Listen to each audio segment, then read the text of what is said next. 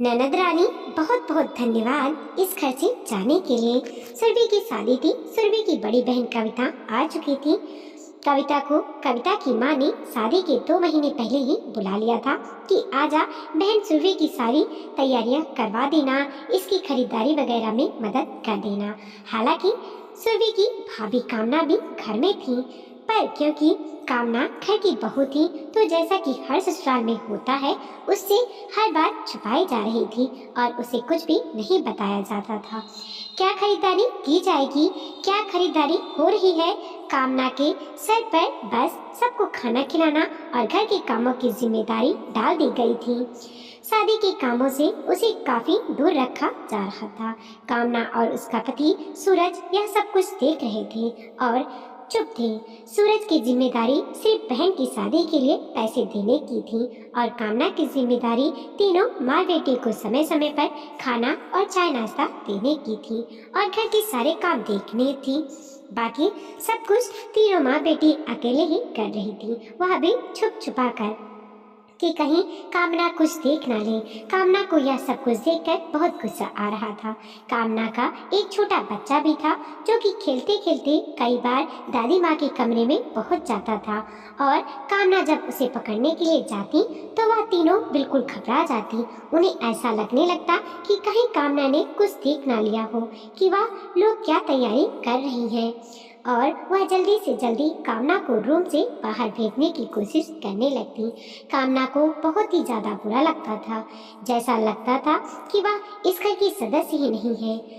लेकिन कामना कर भी क्या सकती थी, तीनों माँ बेटी मिलकर एक हुई रहती थी और कामना को बाहरी बनाकर रखती थी। कामना कभी कभी सूरज से यह बातें बोलती भी थी तो सूरज बोलता था, कोई फायदा नहीं फालतू की बहस करने का, पापा है नहीं, तीनों माँ बेटी का इमोशनल ड्रामा शुरू हो जाएगा और तुम ही बुरी बन जाओगी, इसीलिए चुप रहो। सूरज तो यह सब कुछ कहकर ऑफिस चला जाता था और कामना को दिन भर यह सब कुछ झेलना पड़ता था।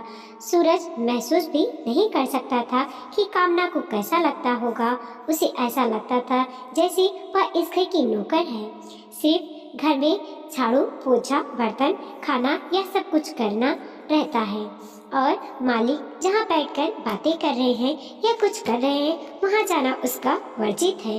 अपने ही घर में कामना को ऐसा लगने लगा था कि वह बाहरी है और उसकी सास और उसकी दोनों बेटियां इस घर की मालकिन है। लेकिन सूरज का कहना भी सही था, यदि कामना कुछ बोलती तो वह बुरी बनती। एक दिन सुबह सुबह कामना की सास ने सूरज से सुरभि के जेवर खरीदने के लिए 3 लाख रुपए मांगे और कविता भी उस घर की बेटी है और शादी में उसे भी कुछ देना पड़ेगा, तो उसके लिए भी एक जोड़ी जेवर खरीदने के लिए 50,000 अलग से मांगे। सूरज ने बोला, इतनी बड़ी रकम तो मुझे बैंक से निकाल कर लानी पड़ेगी, या एक काम करो, कामना और मेरा ज्वाइंट अकाउंट है, कामना के साथ बैंक चले जाना, वह वहाँ निकाल कर दे देगी। सूरज की माँ को यह बात गवारा नहीं लगी कि उसे अपनी बहू से अपनी बेटी की शादी के लिए पैसे लेने पड़े। उसने बोला, नहीं, पैसे तो तू ही ला कर दे, ऑफिस देर से चले जाना। सूरज ने बोला, माँ मैं दे देता, लेकिन आज ऑफिस में बहुत जरूरी काम है, मेरा जाना बहुत जरूरी है और मुझे वक्त पर ही जाना पड़ेगा। अब एक काम हो सकता है, या तो जेवर की खरीदारी 1-2 दिन के लिए टाल दो या फिर कामना को लेकर बैंक चले जाना। कहकर सूरज ऑफिस के लिए निकल गया। सुरभि की माँ को लगा, देर करने से सोने का रेट बढ़ता ही जाएगा, क्योंकि शादी का सीजन है और सुरभि के सारे जेवर तो लेने ही हैं, तो चलो कोई बात नहीं, कामना को लेकर ही पैसे निकलवा लेते हैं और उधर से ही जेवर ले लेंगे। और कामना की सास यानी कि सुरभि और कविता की माँ ने कामना से पैसे की बात की। कामना को पता था कि ससुर जी नहीं है और ननद की शादी की जिम्मेदारी उसकी और सूरज की ही है और पैसे तो देने ही थे। तो कामना सास के साथ चल दी। कामना की सास, उसकी दोनों ननद और कामना सब बैंक पहुंची। कामना ने 3.5 लाख रुपए निकाल कर सास को दे दिए। सास ने बोला, हम लोग जेवर की खरीदारी कर लेते हैं। कामना भी साथ ही थी, वह भी साथ साथ चल रही थी। सोचा जब साथ आए हैं तो साथ ही घर लौट जाएंगी, लेकिन कामना की सास और ननद को यह बात बर्दाश्त नहीं थी, क्योंकि यदि कामना साथ में रहती तो वह देख लेती कि क्या जेवर खरीदे जा रहे हैं। तो कामना की सास ने बोला, बेटा तू छोटे बच्चे को लेकर कहाँ कहाँ भटकेगी, वह परेशान हो जाएगा, तू घर चली जा। कामना को बहुत ही ज्यादा बुरा लगा। बैंक के पास में ही जेवरों की दुकान थी, फिर भी सासू माँ उसे भगाने पर लगी थी कि कहीं वह उनकी खरीदारी देख ना ले। आंखों में आंसू आ गए थे कामना की और वह चुपचाप ऑटो करके घर आ गई। उसकी सास और ननद भी अपनी खरीदारी की और घर आ गए। उन्होंने कामना को कोई भी जेवर दिखाने जरूरी नहीं समझे और ना ही कामना ने कुछ बोला। शाम को जब सूरज घर आया तो कामना सूरज के सामने बहुत रोई और बोली, मुझे तो लगता ही नहीं कि मैं इस घर की बहू हूँ। तुम मुझे कुछ बोलने नहीं देती, कुछ बोलूं तो यह माँ बेटी आंसू बहाने लगती हैं और मैं एक बुरी बहू साबित हो जाती हूँ। लेकिन सच्चाई क्या है तुम बहुत अच्छे से जानती हो। तुम पैसे कमाने की मशीन हो और मैं घर के काम करने वाली नौकर हूँ। सूरज ने बोला, अब कर ही क्या सकते हैं, मुझे बहुत अच्छे से पता है यदि मैंने या तुमने कुछ भी बोला तो माँ, पूरे रिश्तेदार और मोहल्ले में यह बोल बोल कर कि पापा नहीं है और मेरे बेटे बहू अपनी बहन की शादी में रोड़े लगा रहे हैं कहकर हमें बदनाम कर देंगी, हमारा जीना मुश्किल करके रख देंगी। इसीलिए जो जैसा चल रहा है चलने दो। एक बार सुरभि की शादी ठीक ठाक से हो जाने दो और सुरभि विदा हो जाए, फिर तो दोनों बेटियां अपने ससुराल में रहेंगी और तुम भी यहाँ आराम से रहना। कभी कभार का मिलना जुलना होगा, सारी टेंशन खत्म हो जाएगी। कुछ देर की परेशानी है, इसका सामना कर लो, क्योंकि यदि अभी हमने कदम पीछे हटाए तो हम जिंदगी भर के लिए बुरे साबित हो जाएंगे। कामना ने बोला, ठीक है, लेकिन सुरभि के विदा होते ही मैं इन लोगों की बातों का जवाब जरूर दूंगी और उस वक्त तुम कुछ नहीं बोलोगे और जो भी पड़ोसी या रिश्तेदार मुझे या तुम्हें कुछ भी बोलेंगे बोलने दो, मुझे रत्ती भर फर्क नहीं पड़ता और मैंने सोच लिया है, इन्हें उनकी बातों का माकूल जवाब दूंगी। सूरज ने बोला, ठीक है, जैसा तुम्हें ठीक लगे। जब मैं मेरी माँ और बहन को उनके गलत करने के लिए रोक नहीं सकता तो तुम्हें कैसे रोकूं? आखिर तुम भी इंसान हो। और सूरज सोने चला गया। सुरभि की शादी की सारी खरीदारियां जोर शोर से चल रही थी और कामना को कुछ भी दिखाया नहीं जा रहा था कि क्या कपड़े, जेवर, मेकअप आज खरीदे गए हैं और ना ही अब कामना को कोई इंटरेस्ट था उन चीज़ों को देखने में। वह बस अपने काम करती और अपने रूम में रहती। सुरभि और कविता भी बहुत खुश थे, सब कुछ अपने हिसाब से कर रहे थे और खरीद रहे थे। सूरज के पैसों से ही उन्होंने सारी खरीदारी की थी, पर यह नहीं सोचा कि अपने भाई, भाभी और भतीजे के लिए भी कुछ खरीद लिया जाए। शादी के आखिरी वक्त तक सूरज, कामना और उनके बच्चों के लिए एक कपड़ा तक नहीं खरीदा गया था।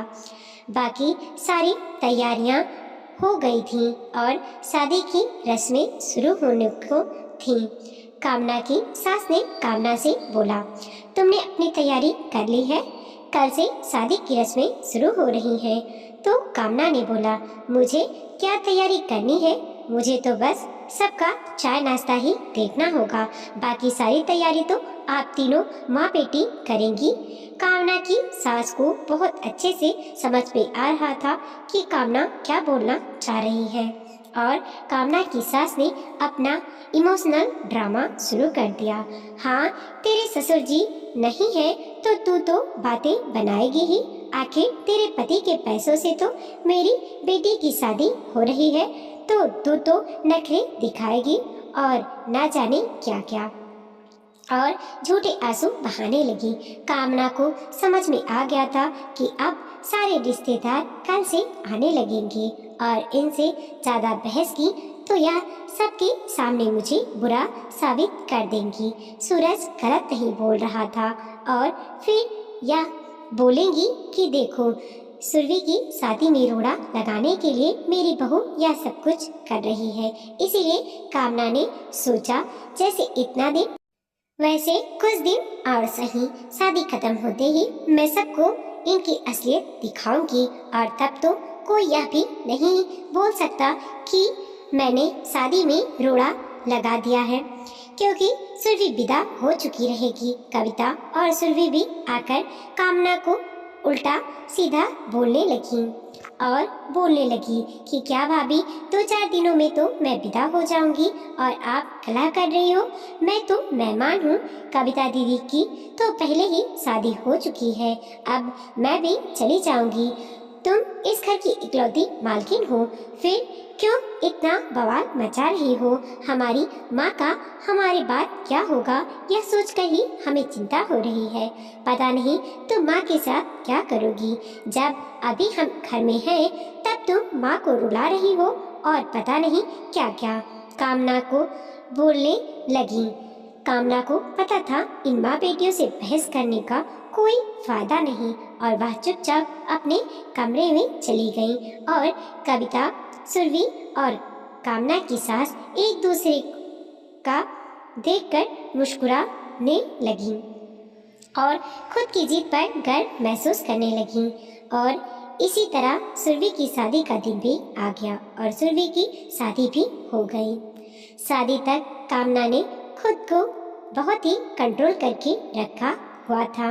गुस्सा तो उसके अंदर बहुत था, पर वह बहुत ही सामान्य व्यवहार कर रही थी और सबके सामने अच्छा बर्ताव कर रही थी, क्योंकि वह नहीं चाहती थी उसके और उसके पति के ऊपर कोई लांछन लगे, क्योंकि उन्होंने अपनी जिंदगी भर की कमाई ननद की शादी में लगा दी थी, जिसका कोई मोल इन माँ बेटी की नजरों में नहीं था।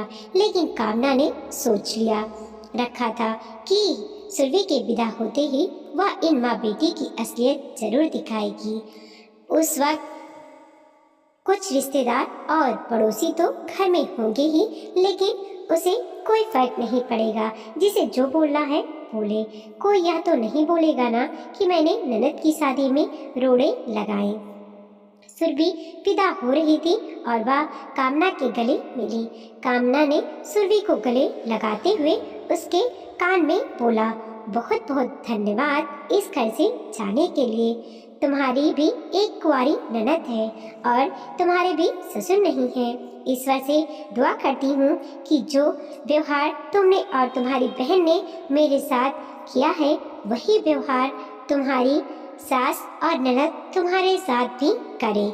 मैं इतने दिनों तक खामोश थी, इसलिए नहीं कि मैं तुम लोगों से डरती थी, बल्कि इसलिए कि मेरे पति ने अपनी जिंदगी भर की जमा पूंजी से अपनी बहन की शादी की तैयारी करवाई थी और मेरे थोड़े से गुस्से से उनकी यह जीवन भर की तपस्या भंग हो जाती और उनके ऊपर एक लांछन लग जाता, जो मैं बिल्कुल नहीं चाहती थी। लेकिन अब तुम विदा हो रही हो और अपने आगे के मायके के रास्ते तुमने खुद ही बंद कर लिए हैं और तुम्हारी कविता दीदी तो अभी कुछ दिन यहीं रहेंगी।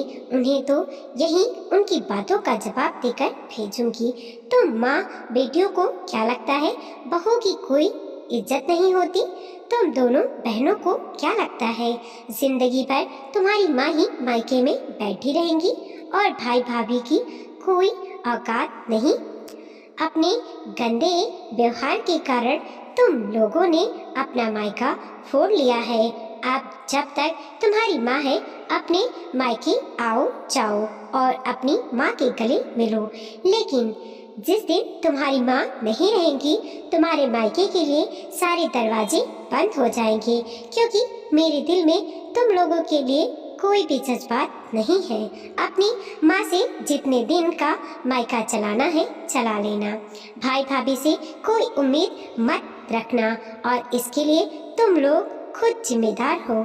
सुरभि कामना का चेहरा देख रही थी पर वह कुछ भी बोल नहीं पा रही थी। उसने सपने में भी नहीं सोचा था कि वह लोग जो व्यवहार कामना के साथ कर रहे हैं वह कामना को अंदर ही अंदर पत्थर बनाए जा रहा है, क्योंकि कामना तो ऐसी नहीं थी, पर उन लोगों के व्यवहार के कारण कामना पत्थर की हो गई थी और उसके सारे जज्बात खत्म हो चुके थे। सुरभि को तो समझ में आ चुका था कि उन लोगों की गलतियों की वजह से अब उसका मायका तो खत्म हो चुका है और वह विदाई के वक्त और भी जोर से रोने लगी। किसी को समझ में नहीं आया कि अचानक सुरभि इतना जोर से क्यों रोने लगी और फिर भी चुपचाप जाकर गाड़ी में बैठ गई। उसे ऐसा लग रहा था कि आखिरी बार वह अपने मायके को देख रही है, लेकिन कामना को कोई फर्क नहीं पड़ा। सुरभि के विदा हो जाने के बाद कामना की मौसी सास ने बोला, कामना बेटा यह सारा सामान समेट कर रख ले, सब महंगे सामान है, इधर उधर हो जाएंगे, फिर तुम लोगों का बहुत बड़ा नुकसान हो जाएगा। तो कामना ने बोला, अरे मासी चिंता क्यों करती हो, कविता दीदी है ना, वह सब कुछ संभाल लेंगी। वैसे भी मैंने शादी में क्या संभाला है, सब कुछ तो कविता दीदी अकेले ही मैनेज किया है।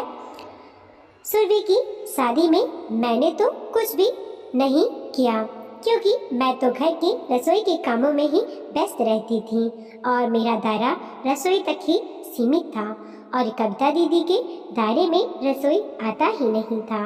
इसीलिए सुरभि ने क्या कपड़े और क्या जेवर खरीदे हैं वह भी मैंने शादी के वक्त ही देखे। आराम आराम से कामना ने कविता की पोल पट्टी सबके सामने खोल दी। कविता के पास कामना की बातों का कोई जवाब नहीं था। वह चुपचाप मंडप में से सामान समेटने लगी। कविता की माँ भी चुपचाप यह सब कुछ देख रही थी, क्योंकि वह कोई ड्रामा नहीं कर सकती थी। कामना ने इतने तरीके से बात कही थी। थोड़ी देर के बाद कामना की सास कामना के पास गई और बोली, चलकर कुलदेवी को प्रसाद चढ़ा दे। सुरभि विदा हो गई है, उसके बाद कुलदेवी को प्रसाद चढ़ाया जाता है। तो कामना ने बोला, मैं क्यों चढ़ा दूं, कविता दीदी से चढ़वा लीजिए, आखिर सब कुछ तो उन्होंने अकेले ही संभालना है, मुझे तो कुछ दिखाया नहीं, तो प्रसाद चढ़ाने का काम भी वह अकेले ही कर ले। तो सुरभि की सास ने बोला, अरे कविता कैसे चढ़ा सकती है, या तो घर की बहू ही कर सकती है, तेरे पापा होते तो मैं चढ़ा लेती, लेकिन अब तो तुझे ही चढ़ाना पड़ेगा। कामना ने बोला, पागल समझ रखा है मुझे, इतने दिनों से आप तीनों माँ बेटी क्या कर रहे थे, मुझे दिखाई नहीं पड़ रहा था क्या? शादी की सारी रस्में मैंने और सूरज ने सिर्फ इसलिए निभाई क्योंकि मुझे पता था कि यदि मैंने वहाँ पर कुछ भी बोला तो आप फिर अपने इमोशनल ड्रामा शुरू करके सारे रिश्तेदार और पड़ोसियों में मुझे बदनाम कर देंगी और सूरज की सारी मेहनत पानी में चली जाएगी। सिर्फ इसीलिए मैं चुप थी, पर अब सुरभि की शादी हो चुकी है। अब आपको जिसके सामने जो ड्रामे करने हैं कीजिए, मुझे रत्ती भर फर्क नहीं पड़ता, लेकिन मैं कोई प्रसाद चढ़ाने वाली नहीं। जब सारे काम कविता दीदी से करवाए हैं तो यह भी उन्हीं से करवा लीजिए, आखिर वही तो घर की मालकिन है। कहकर कामना ने अपना रूम अंदर से बंद कर लिया। सूरज रूम की तरफ ही आ रहा था। सूरज की माँ ने सूरज से बोला, देख रहे हो ना तेरी बीवी क्या कह रही है? सूरज ने बोला, मैं कुछ नहीं बोल सकता माँ, जब मैं तुम्हें कविता और सुरभि को कुछ नहीं बोल सका तो मैं कामना को कैसे बोल दूँ? जब तुम्हें लगता है जो तुम लोगों ने किया सही था तो कामना भी जो कर रही है वह सही है। ना मैंने उस वक्त कुछ बोला है, ना अब मैं कुछ बोल सकता हूँ, कहकर सूरज भी रूम के अंदर चला गया। कामना की सास को समझ में आ चुका था कि अब कामना उससे डरने वाली नहीं है, क्योंकि अब उसे किसी भी बदनामी का कोई डर नहीं।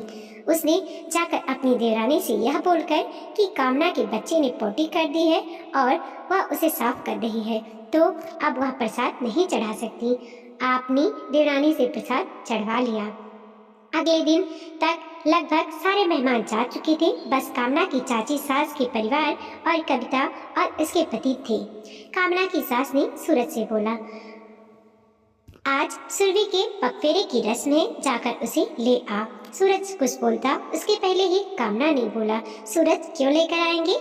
सूरज ने क्या जिम्मेदारी निभाई है? सब कुछ तो कविता दीदी ने अकेले किया है मालकिन बनकर, तो अब सुरभि के पगफेरों की रस्म भी कविता दीदी करवाएंगी।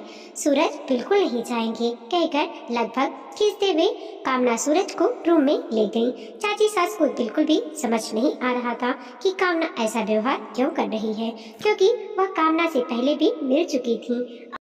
वह बहुत सुलझी हुई सब महिला थी, लेकिन कविता और कविता की माँ को सब कुछ समझ में आ रहा था।